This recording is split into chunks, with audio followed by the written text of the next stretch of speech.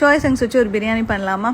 As usual எப்போதும் பண்ணுற பிரியாணி தான். பட் இது கூட வந்து நான் சோயா சங்ஸ் ஆட் பண்ணியிருக்கேன். என்ன வெஜிடபிள்ஸ் வேணாலும் ஆட் பண்ணிக்கலாம். நம்ம எப்போதும் போல் வந்து வெங்காயத்தை நல்லா சாட்டே பண்ணிக்கணும். நான் கீ ஊற்றிட்டு நல்லா சாட்டே பண்ணிவிட்டேன்.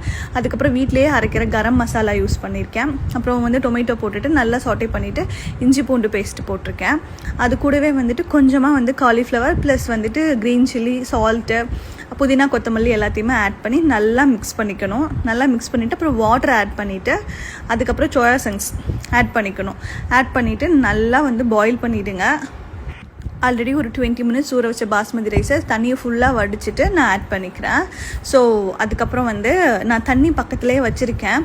ஏன்னா அதுக்கு தம் போடணும் அப்படிங்கிறதுக்காக. ஸோ தம் போடுறதுக்காக நான் தண்ணி யூஸ் பண்ணியே போடலாம் அப்படின்னு சொல்லி யோசித்தேன். என்ன பண்ணுறதுன்னு தெரியல. என்கிட்ட பெரிய பாத்திரம் இல்லை, இதில் அளவாக வச்சுருக்கேன்.